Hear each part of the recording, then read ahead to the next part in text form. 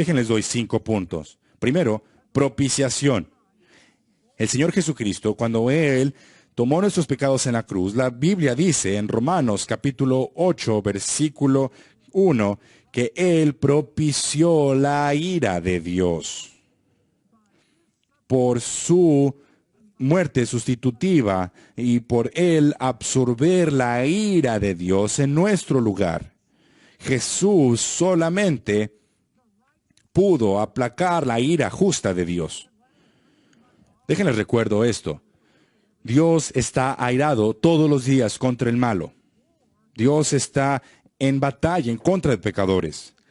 Pero Dios ha demostrado su amor hacia nosotros, que aun cuando nosotros éramos pecadores, Cristo murió por nosotros. Y en esa muerte Él propició la ira de Dios. Por eso es que dice en Romanos capítulo 8, versículo 1, ahora ya no hay condenación para aquellos que están en Cristo.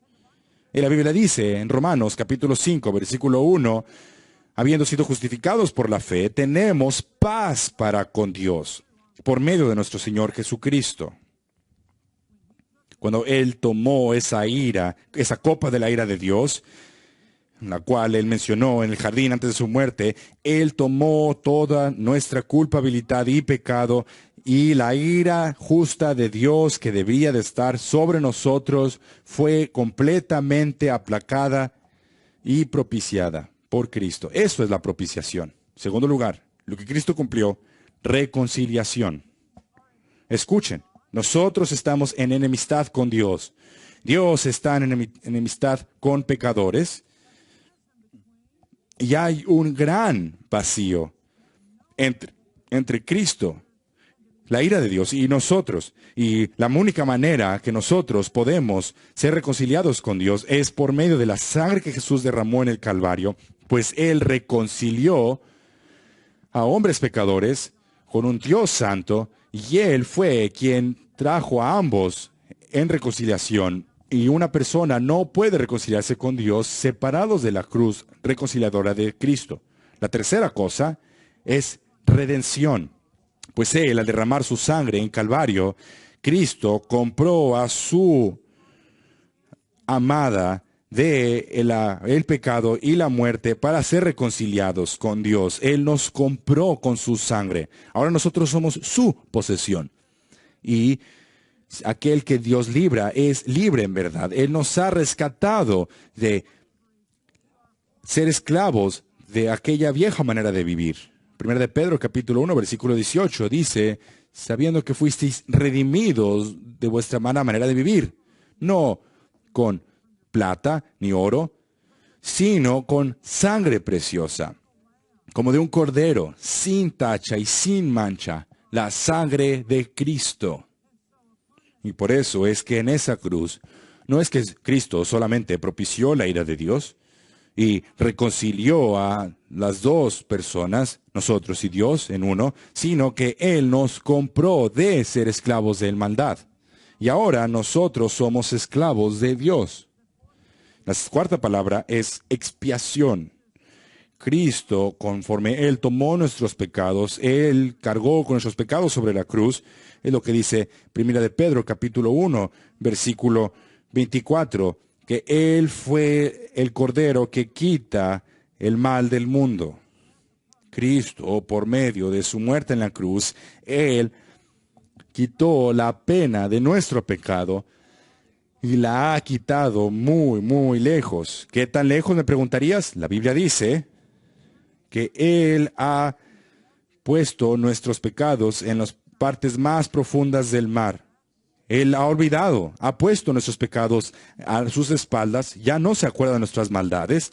Él nos ha expiado de pecado, así como en el día de expiación, cuando el sacerdote ponía sus manos sobre el cordero sacrificial y era llevado al desierto. Eso era una señal de cómo un cordero de parte de Dios tomaría nuestros pecados y expiaría, es decir, tomaría nuestros pecados y los llevaría muy, muy lejos. Y finalmente, la palabra justificación. Cuando Dios se puso de pie como nuestro representante, como Phil Johnson lo predicó, cuando Él, en ese acto último de obediencia, en esa obediencia pasiva en la cruz no es solamente pasiva, es esta pasión de Cristo en la cruz, y en este acto de obediencia Él hizo a muchos justos, y justificación y redención nos ha sido dada por medio de la muerte sustitutiva de Cristo en la cruz. ¡Qué evangelio! ¡Qué glorioso es este evangelio! Estas son buenas nuevas de parte del cielo. Y ahora en el versículo 4. Si el versículo 3 tiene que ver con la persona de Cristo, el versículo 4 tiene que ver con la prueba de quién es Cristo. Noten el versículo 4. El evangelio se trata acerca de una persona. Y que fue declarado. No fue susurrado, no fue dicho en voz baja, sino declarado Hijo de Dios, con poder que es sobrenatural. Este poder que cambia las cosas, por medio de la resurrección de entre los muertos, versículo 4. Esa fue la validez última de Dios sobre Cristo, esa fue la visión sobrenatural del poder y la posición de Cristo al validar el sacrificio de Cristo al resucitarlo de la cruz. Miles de personas morían en la cruz. De hecho, Josefo, historiador, decía que había tantas crucifixiones que decía virtualmente los romanos van a terminar con los bosques, pues ya crucifican a tantas personas. Miles eran crucificados, pero solo uno resucitó de entre los muertos. Y ese es el Señor Jesucristo mismo. Y la resurrección valida y vindica que Él y su muerte fueron perfectas una vez por todas por aquellos que confían en Él.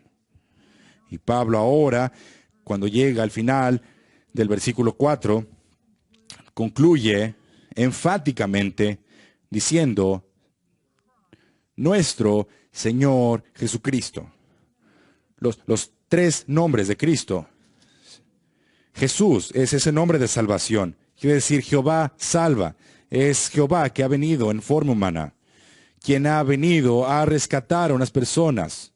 Mateo capítulo 1, versículo 21, le pondrán por nombre Jesús, porque Él salvará al pueblo de sus pecados. Lucas capítulo 9, versículo 10, que Él vino a salvar aquello que estaba perdido. Todo eso está incluido en el nombre Jesús. Y preguntarás, ¿de qué debemos ser salvos? La respuesta es de Dios. Debemos de nosotros ser puestos a salvo de Dios. Y hay solamente uno que puede salvarnos de Dios, y eso es Dios mismo. Por eso es que el Evangelio es que salvación es de parte de Dios, por Dios, para Dios. Solo Dios puede salvarnos de sí mismo. Solamente Dios puede salvarnos de su propia ira. Y su gracia ha triunfado sobre su ira. Y eso se encuentra en el nombre Jesús. El nombre Cristo, el cual es un título, quiere decir el ungido. Si Jesús es su nombre que indica salvación, Cristo indica su poderío. Quiere decir que Él es ungido en el poder del Santo. Que Él ha sido dado poder dentro de su humanidad por la tercera persona de la Trinidad.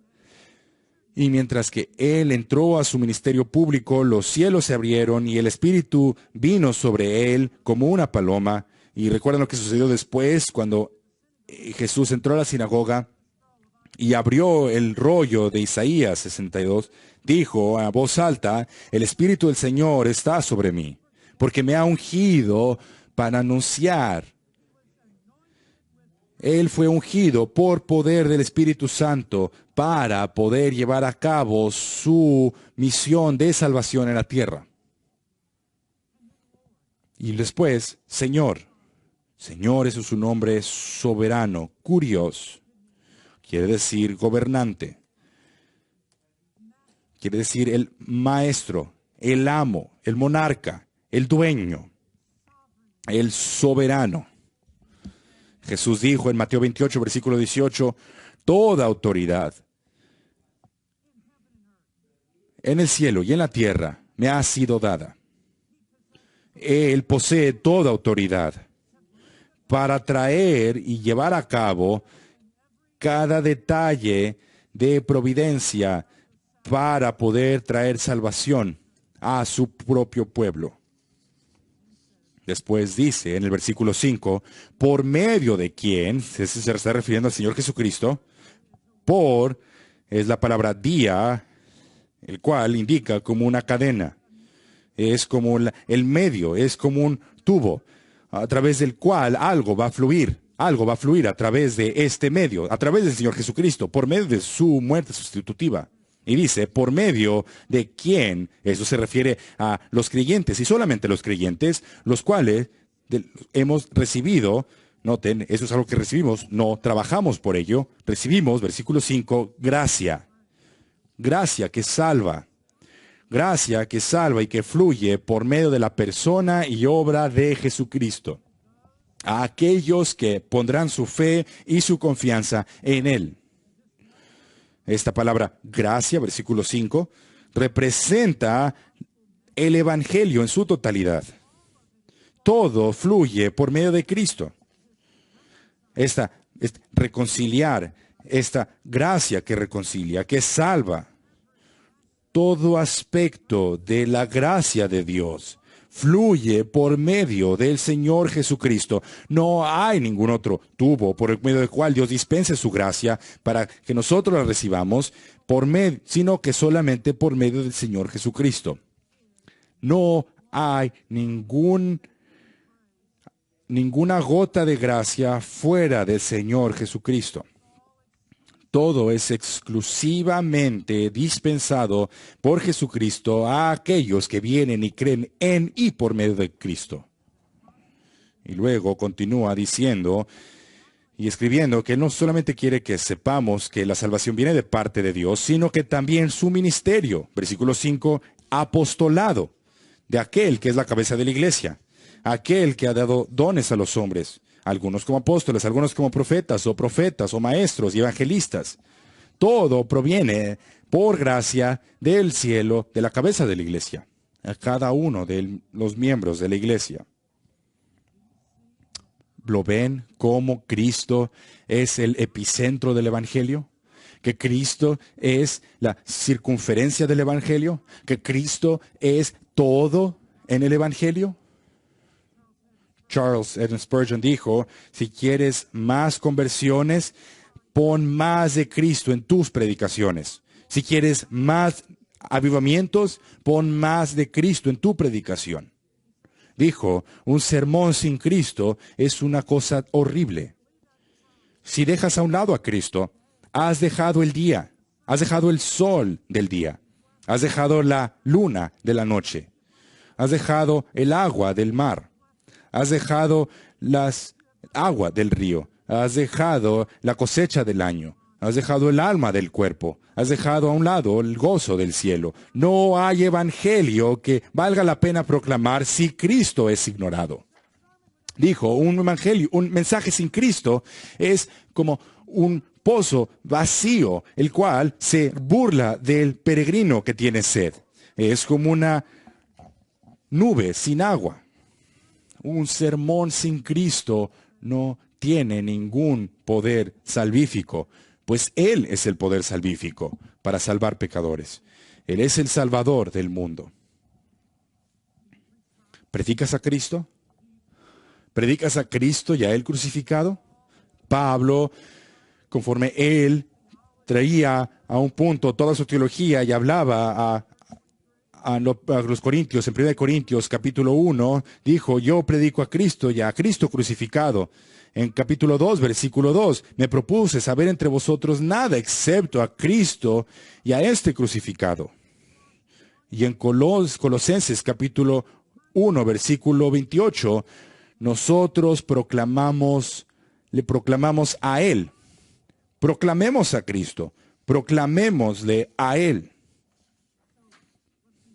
Ahora, continuemos. Número 5, el poder del Evangelio. El Evangelio tiene poder para cambiar almas. El Evangelio hace más que solamente dar perdón. El Evangelio da poder para poder vivir vidas nuevas. Es lo que dice en el versículo 16. Pero aquí en el versículo 5 de Romanos 1 dice, para promover la obediencia de la fe. Fe aquí es el elemento del Evangelio. Hay en el Evangelio un elemento objetivo y subjetivo. El objetivo, el elemento objetivo es lo que se ve en el versículo 2, 3 y 4. Estos son las señales, lo que hace el Evangelio. Pero ahora en el versículo 5 vemos el objetivo del Evangelio, por medio del cual proviene el Evangelio, que es, versículo 5, fe. La única manera que un pecador puede ser salvo es por medio del actuar en fe, en obediencia a Dios. Pues por fe hemos sido salvos, por gracia, y esto no de vosotros, sino es un don de Dios, no por obras para que nadie se gloríe. Pero esta fe salvífica no es solamente una afirmación intelectual, no es una respuesta emocional, es algo que tiene que ver con la voluntad.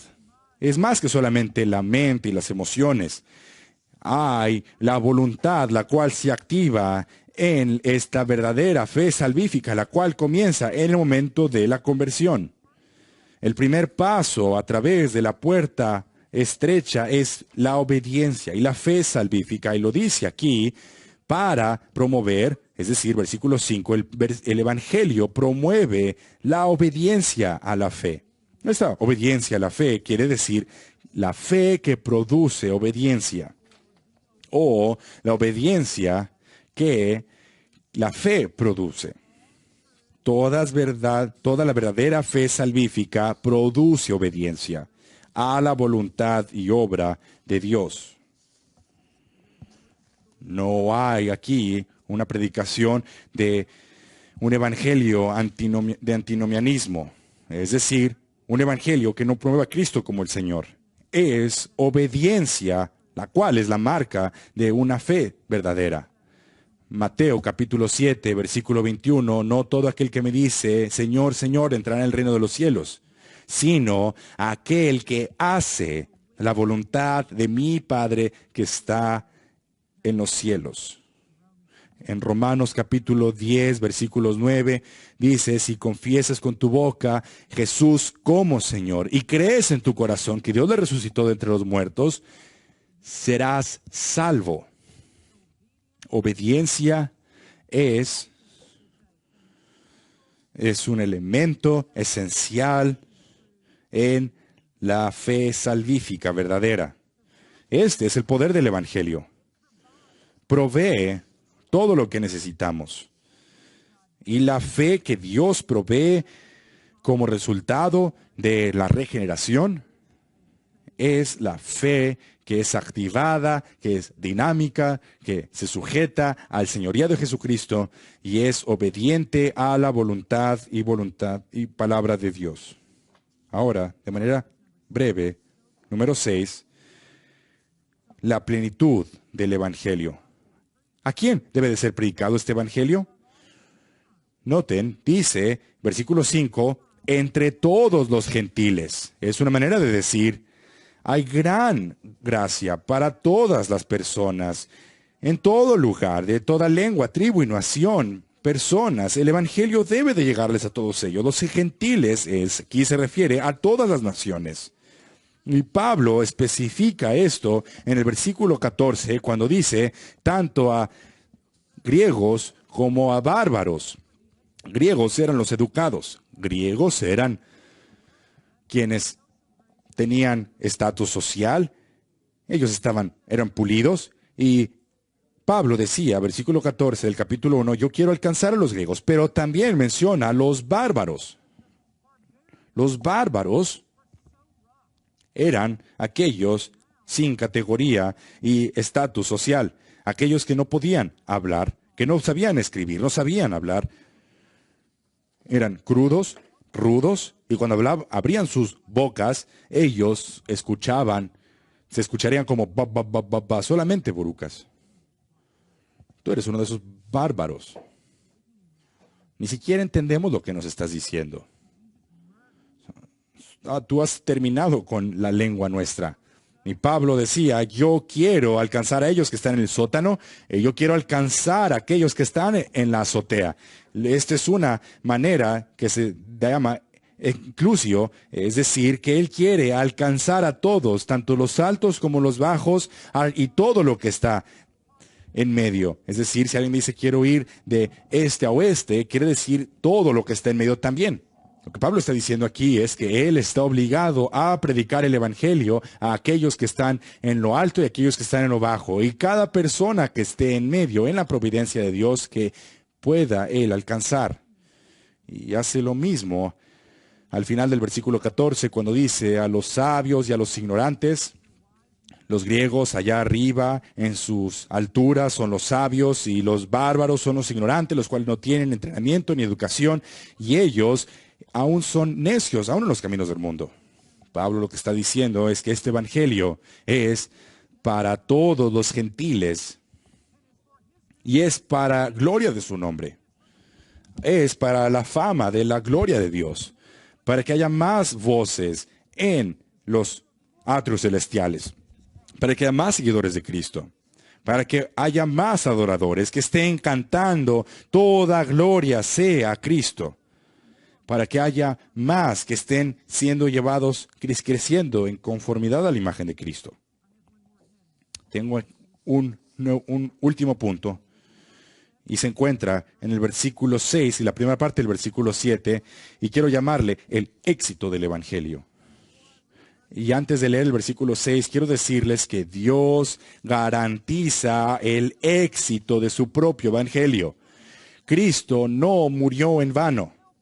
Habrá una novia de redimidos que vendrán a conocer al Señor Jesucristo. El evangelio no regresará vacío.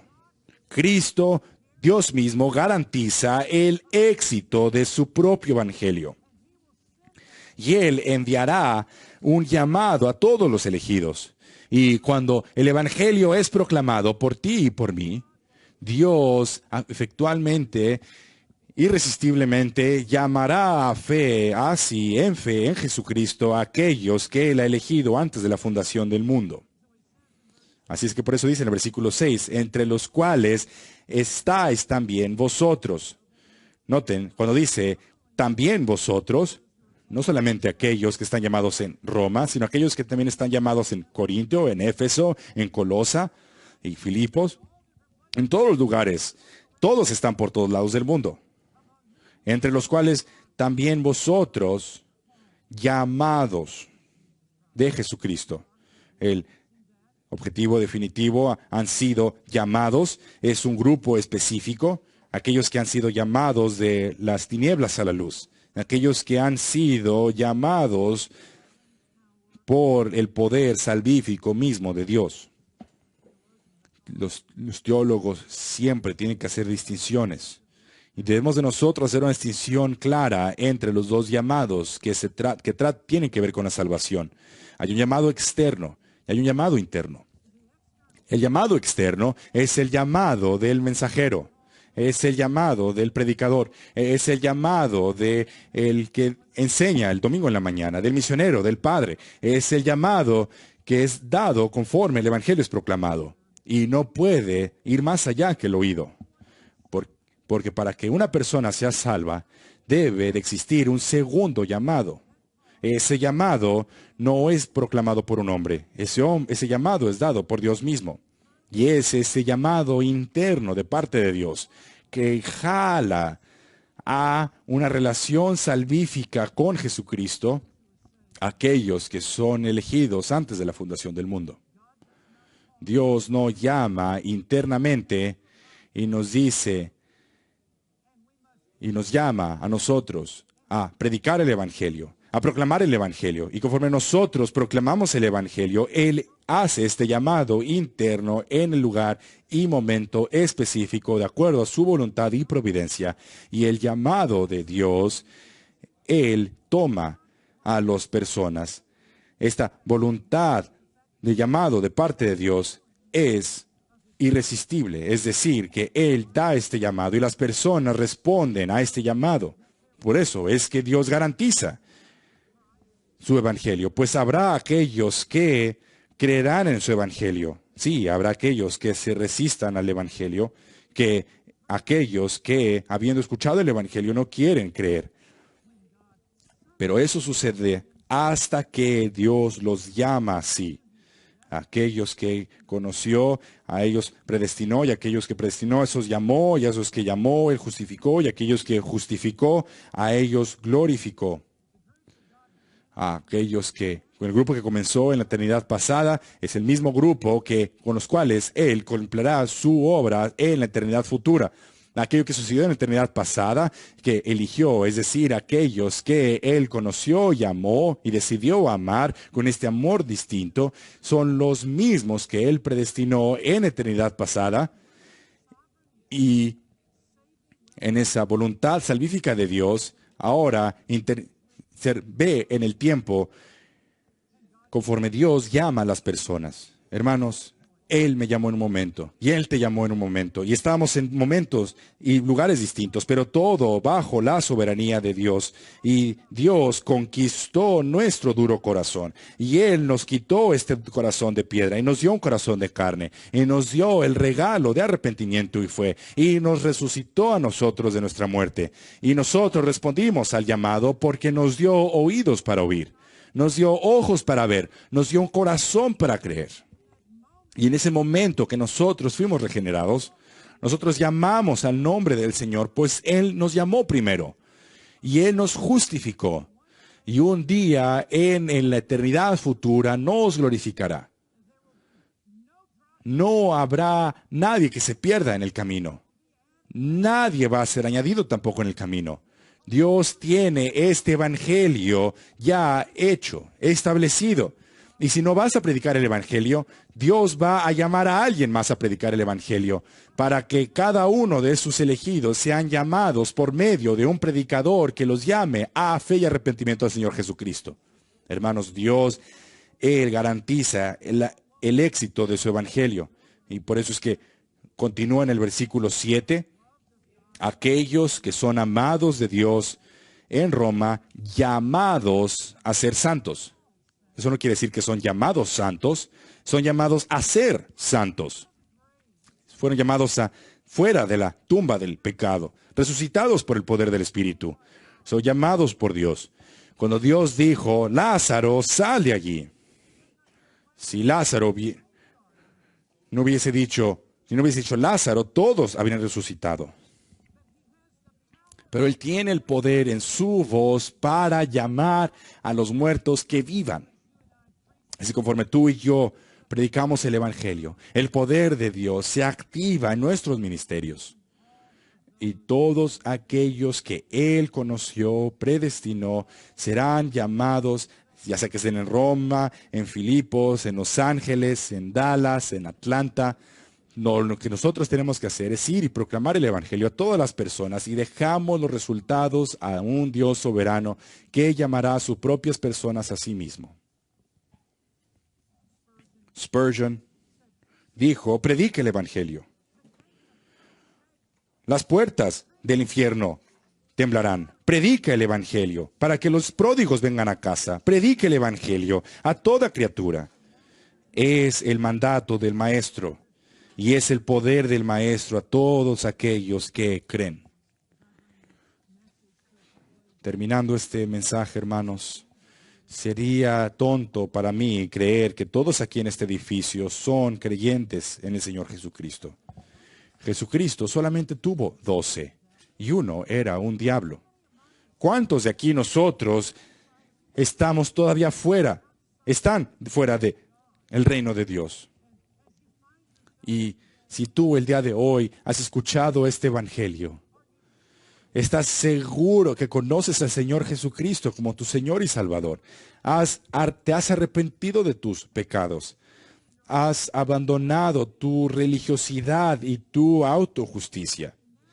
Has renunciado a tu vida de pecado. Has volteado al Señor Jesucristo. Has tú corrido a su gracia y misericordia. Has dicho, Señor, ten misericordia de mí, pecador. Has tú negadote a ti mismo. Has tomado tu cruz y te has hecho un siervo y seguidor de Cristo. Jesús dice, vengan a mí todos los que están cansados y cargados, y les daré descanso. Tomen mi yugo sobre vosotros y aprendan de mí, porque soy manso, y encontrarán descanso a sus almas, pues mi yugo es fácil y ligera mi carga. La única cosa que tú abandonarás es tu pecado, y a cambio recibirás su justicia. Él te limpiará de tus pecados. Él te dará un corazón nuevo. Él te dará una vida nueva. Él te dará una justicia delante de Dios. ¿Por qué no vendrías a Él? ¿Por qué no vendrías hoy? ¿Por qué dejarías esto para mañana, venir a Él en fe en Jesucristo? Y si tú estás escuchando estas palabras y no conoces a Cristo, te dice, ven por la puerta estrecha. Él es esta puerta estrecha. Ven a Él. Si alguno tiene sed, ven a mí y beba. Y de lo más profundo de Él fluirán ríos de agua viva. Será la mejor decisión de tu vida, que dejes a un lado tu pecado y voltees al Maestro, al Salvador, y recibas su perdón y la gracia que Él da libremente. Si nunca has creído en el Señor Jesucristo, aún aquí en una conferencia para pastores como esta, cree en el Evangelio, cree en las buenas nuevas, cree en aquel Señor Jesucristo. Sin Cristo tú vas camino a la perdición. Sin Cristo no tienes esperanza. Sin Cristo tú estás bajo la ira de Dios. Sin Cristo tú eres el objeto de su ira. Pero en Cristo tienes salvación, libertad de destrucción. En Cristo has sido rescatado de toda ruina. Cristo dice, aquel que viene a mí, a nadie repudiaré. Él es el amigo de pecadores y Él es el que ha venido a llamar a aquello que estaba perdido.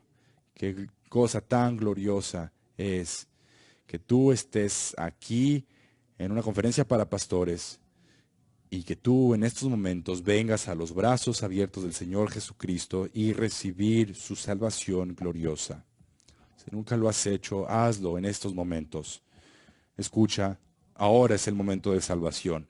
Hoy es el día de salvación.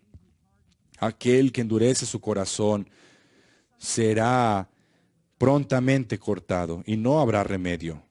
No te enorgullezcas del día de mañana, porque no sabes lo que trae el día de mañana. Ven al Señor Jesucristo en este momento, hoy, y recibe su gracia salvífica, que se encuentra en el Evangelio del Señor Jesucristo.